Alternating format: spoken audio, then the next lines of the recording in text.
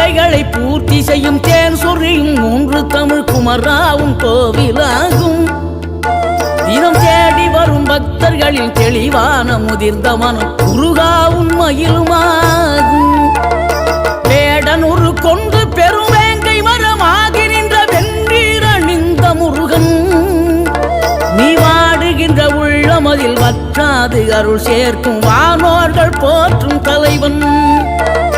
நீரெடுத்த மேனியுடன் ஆறிடத்தில் பேரெடுத்து நினைவெல்லாம் இனிக்கின்றவன், நீ ஓரெழுத்து ஆயுதமாய் ஒளிகின்ற வேலெடுத்து உறுதுணையாய் வருகின்றவன், எனக்கு உறுதுணையாய்